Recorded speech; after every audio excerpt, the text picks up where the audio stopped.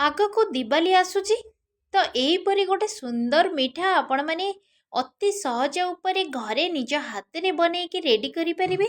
ନମସ୍କାର, ମୁଁ ପ୍ରମିତା ନାୟକ ଲୋରିପୁରୀ ମମି କିଚେନକୁ ଆପଣମାନଙ୍କୁ ଅନେକ ଅନେକ ସ୍ୱାଗତ। ଡେରି ନକରି ଚାଲନ୍ତୁ ବନେଇବା ଏ ହାଲୁଆ ଷ୍ଟାଇଲର ଖୁଆର ବର୍ଫି। ଖୁଆର ବର୍ଫି ବନେଇବା ପାଇଁ ମୁଁ ଏଠି 3 ଲିଟର କ୍ଷୀର ୟୁଜ୍ କରିଛି।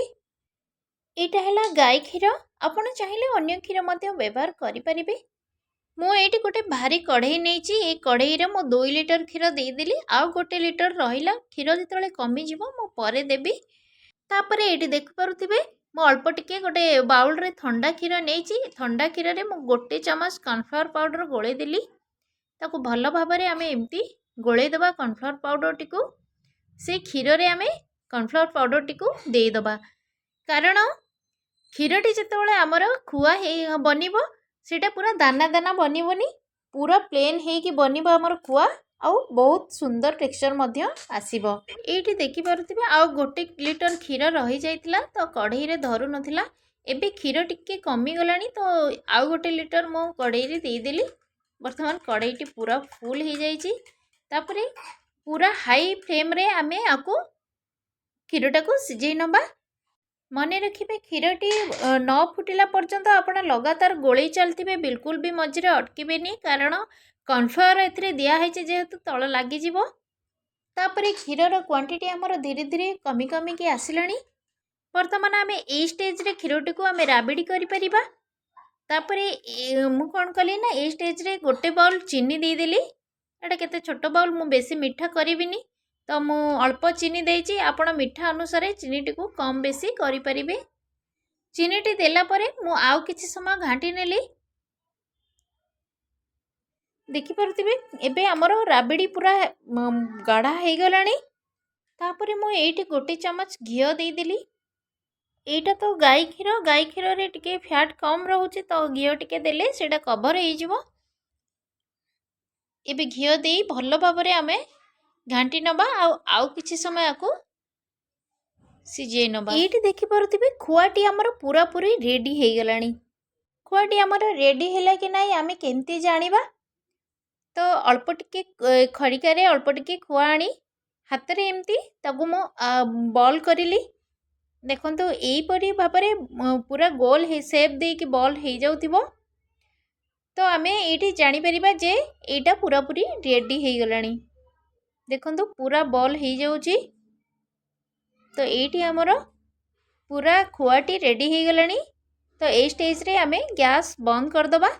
ଖୁଆଟିକୁ କିଛି ସମୟ ଥଣ୍ଡା କରିନେବା। ବେଶୀ ଥଣ୍ଡା କରିବାନି, ହାଲକା ଗରମ ଥିବା ଅବସ୍ଥାରେ ଆମେ ଆକୁ ରେଡ଼ି କରିବା। ମୁଁ ଏଇପରି ଗୋଟେ ଷ୍ଟିଲ୍ ଥାଳିରେ ଅଳ୍ପ ଟିକେ ଘିଅ ଦେଇକି ତାକୁ ଭଲ ଭାବରେ 4 ସାଇଡ଼୍ ଘିଅଟାକୁ ଲଗେଇଦେଲି। ତାପରେ ଖୁଆଟି ଆମର ହାଲକା ଥଣ୍ଡା ହେଇଗଲାଣି, ତାକୁ ମୁଁ ଗୋଟେ ପ୍ଲେଟ୍କୁ ବାହାର କରିନେଲି। ଦେଖିପାରୁଥିବେ କ୍ଷୀରରେ କର୍ଣ୍ଣଫ୍ଲାୱାର ଦେବା ଦ୍ୱାରା ଖୁଆଟି ଆମର ବିଲକୁଲ ବି ଦାନା ଦାନା ବନିନି, ପୁରାପୁରି ପ୍ଲେନ୍ ବନିକି ରେଡ଼ି ହେଇଯାଇଛି। ଯଦି ଖୁଆଟି ଦାନା ଦାନା ବନିବ ତ ଆମେ ୟାର କୌଣସି ସେପ୍ ଦେଇପାରିବାନି, କେବଳ ସ୍କୋୟାର ସାଇଜ୍ରେ ଆକୁ କଟ୍ କରିପାରିବା। ତ ସ୍କୋୟାର ସାଇଜ୍ ଛଡ଼ା ଆଉ ଅନ୍ୟ ସେପ୍ ଆମେ ଦେଇପାରିବାନି। ତେଣୁକରି କ୍ଷୀରରେ ଅଳ୍ପ ଟିକେ କର୍ଣ୍ଣଫ୍ଲାୱାର ପାଉଡ଼ର ପକାଇବା ଦ୍ୱାରା ଖୁଆଟି ଆମର ପୁରାପୁରି ପ୍ଲେନ୍ ବନିଥାଏ। ଏଇଠି ଆମର ଖୁଆଟିକୁ ମୁଁ 2 ଭାଗ କରିଦେଲି। 1 ଭାଗ ମୁଁ ଅଧିକ ରଖିଛି, ଆଉ 1 ଭାଗ ଟିକେ କମ୍ ନେଇଛି। ଦେଖନ୍ତୁ ଯେଉଁ କମ୍ ଭାଗଟା ସେଥିରେ ମୁଁ ଦେଇଦେଲି ଫୁଡ଼୍ କଲର୍। ଏଇଠି ଦେଖନ୍ତୁ ମୁଁ ପିଙ୍କ କଲର୍ର ଫୁଡ଼୍ କଲର୍ ଦେଇଛି। ଆପଣ ନିଜ ଚଏସ୍ରେ ଆପଣ ଯେକୌଣସି କଲର୍ ମଧ୍ୟ ଦେଇପାରିବେ। ଅଧିକ ଭାଗ ଖୁଆଟିକୁ ମୁଁ ଥାଳିରେ ରଖି ତାକୁ ଗୋଟେ ବଡ଼ ସ୍କୋୟାର ସାଇଜ୍ର ସେପ୍ ଦେଇଦେଲି। ବିଲକୁଲ ବି ଏଇଟା ଭାଙ୍ଗିବନି, ପୁରା ସୁନ୍ଦର ଭାବରେ ଆମର ବର୍ଫିଟି ବନିକି ରେଡ଼ି ହେଇଯିବ। ତାପରେ ମୁଁ ତାକୁ ଥାଳିରୁ ବଟର ପେପର ଉପରକୁ କାଢ଼ି ଆଣିଲି। ଆଉ ଟିକେ ହାତରେ ପ୍ରେସ୍ କରି ଟିକେ ବଡ଼ ସାଇଜ୍ର କରିଦେଲି। ତାପରେ ଯେଉଁ ଭାଗଟାକୁ ମୁଁ କଲର୍ ଦେଇକି ରଖିଥିଲି, ତ ତାକୁ ଆଣିକି ଏମିତି ରୋଲ୍ ଟିକେ କରିଦେଲି। ରୋଲ୍ ପରି କରିକି ତା ଭିତରେ ମୁଁ ଦେଇଦେଲି। ତାପରେ ଆକୁ ଆମେ ମୋଡ଼ିଦେବା। ପୁରା ଗୋଲ କରିକି ଗୋଟେ ରୋଲ୍ କରିଦେବା। ଦେଖିପାରୁଥିବେ ମୁଁ କେମିତି ବନଉଛି। ଗାଇସ୍, ଆପଣମାନେ ଭିଡ଼ିଓଟିକୁ ପ୍ରଥମରୁ ଶେଷ ଯାଏ ବିନା ସ୍କିପ୍ କରିକି ଦେଖିଲେ କେମିତି କ'ଣ ଏଇ ବର୍ଫିଟି ବନଉଛି ଆପଣଙ୍କୁ ବୁଝା ପଡ଼ିଯିବ। ଯାହାଫଳରେ କି ବର୍ଫିଟିକୁ ଆପଣ ପୁରା ସହଜ ଉପାୟରେ ବନେଇକି ରେଡ଼ି କରିପାରିବେ। ତାପରେ ମୁଁ ତାକୁ ହାତରେ ଏମିତି ରୋଲ୍ ପରି କରି ଟିକେ ବଡ଼ ସାଇଜ୍ର କରିଦେଲି। ତାପରେ ମୁଁ ଆକୁ ସ୍କୋୟାରର ସେପ୍ ଦେଇଦେଲି। ଆପଣ ଆପଣଙ୍କ ମନ ପସନ୍ଦର ସେପ୍ ମଧ୍ୟ କରିପାରିବେ ୟାକୁ। ଯଦି ଆପଣଙ୍କର ଖୁଆଟି ଦାନା ଦାନା ନ ବନି ଏଇପରି ପ୍ଲେନ୍ ହେଇକି ବନିଥିବ, ତେବେ ଆପଣ ଆଖି ବୁଜି ଯେକୌଣସି ସେପ୍ ଦେଇପାରିବେ। କୌଣସି ସେପ୍ ବି ଆପଣଙ୍କର ଫେଲ୍ ମାରିବନି। ଆଉ ଯଦି ଦାନା ଦାନା ବନିକି ରେଡ଼ି ହେଇଥିବ ଯଦି ଖୁଆଟି, ତେବେ କୌଣସି ସେପ୍ ବନିବନି। କେବଳ ସ୍କୋୟାର ସାଇଜ୍ ସେପ୍ କରିକି ଆପଣ କାଟିପାରିବେ ଥାଳିରେ ଏମିତି ଜମେଇକି ତାକୁ। ତାପରେ ମୁଁ ଏମିତି ସ୍କୋୟାର ସାଇଜ୍ କରି ତାକୁ ବଟର ପେପର ଭିତରେ ମୁଁ ଫ୍ରିଜ୍ରେ 2 ଘଣ୍ଟା ପାଇଁ ଛାଡ଼ି ଦେଇଥିଲି। ତ ଏବେ ଦେଖନ୍ତୁ କେତେ ସୁନ୍ଦର ଭାବରେ ସେଟ୍ ହେଇଯାଇଛି। ଏବେ ଆକୁ ଆମେ କାଟି ନେବା। ଦେଖନ୍ତୁ ମୁଁ ଆର 2 ସାଇଡ୍ କାଟିଦେଲି। 2 ସାଇଡ୍ ଟିକେ ବେଶୀ ସାଇଜ୍ ହେଇଥିଲା ତ ମୁଁ ତାକୁ କାଟିକି ବାହାର କରିଦେଲି।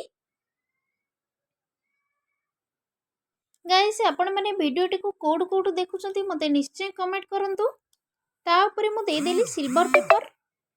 ତାପରେ ତାକୁ ମୁଁ ପିସ୍ ପିସ୍ କରି କାଟି ନେଲି। ଗାଇସ୍, ଏଇ ଖୁଆ ବର୍ଫିର ଭିଡ଼ିଓଟି ଆପଣମାନଙ୍କୁ ଯଦି ଭଲ ଲାଗିଥାଏ ତେବେ ଲାଇକ୍ କରନ୍ତୁ, ସେୟାର କରନ୍ତୁ। ଚ୍ୟାନେଲରେ ନୂଆ ଥିଲେ ଚ୍ୟାନେଲଟିକୁ ସବସ୍କ୍ରାଇବ୍ କରି ବେଲ୍ ଆଇକନଟିକୁ ଦବାଇ ଦିଅନ୍ତୁ। ଆଉ ଅଲ୍ର ବଟନ୍ ଉପରେ ସିଲେକ୍ଟ କରିନିଅନ୍ତୁ, ଯାହାଫଳରେ କି ମୋର ସବୁ ଭିଡ଼ିଓର ନୋଟିଫିକେସନ୍ ପ୍ରଥମେ ଆପଣମାନଙ୍କ ପାଖରେ ଯାଇ ପହଞ୍ଚି ପାରିବ। ତାପରେ এই ମିଠାଟିକୁ ଆମେ ପିସ୍ ପିସ୍ କରି କାଟିଦେବା। ଦେଖନ୍ତୁ କେତେ ସୁନ୍ଦର ଦିଶୁଛି ଆମର ଏଇ ବର୍ଫି। ଦେଖିପାରୁଥିବେ କେତେ ସୁନ୍ଦର ଦିଶୁଛି ଏଇ ବର୍ଫିଟି। 3 ଲିଟର କ୍ଷୀରରେ 1 କେଜି ପାଖାପାଖି ବର୍ଫି ବନିକି ରେଡ଼ି ହେଇଯାଇଛି। এই ବର୍ଫିଟି ପାଟିକୁ ବହୁତ ସୁଆଦିଆ ଲାଗିଥାଏ ଆଉ ଦେଖିବା ପାଇଁ ମଧ୍ୟ ବହୁତ ସୁନ୍ଦର ହେଇଥାଏ। ଆଗକୁ ଦିୱାଲି ଆସୁଛି, ତ ବଜାରରେ ଅଧିକ ରେଟ୍ ଦେଇ ଏହିପରି ବର୍ଫି କିଣିବା ଅପେକ୍ଷା ଆମେ ବହୁତ ସହଜ ଉପାୟରେ ମାତ୍ର 2ଟି ସାମଗ୍ରୀରେ ଘରେ ବନେଇକି ରେଡ଼ି କରିପାରିବା। ତେଣୁ ଭିଡ଼ିଓଟିକୁ ପ୍ରଥମରୁ ଶେଷ ଯାଏ ଦେଖନ୍ତୁ ଆଉ ଏହିପରି ବର୍ଫି ବନେଇକି ଦିୱାଲିରେ ଏନ୍ଜୟ କରନ୍ତୁ। ଆପଣମାନଙ୍କ ଦିନ ମଙ୍ଗଳମୟ ହେଉ। ରହିଲି। Take care.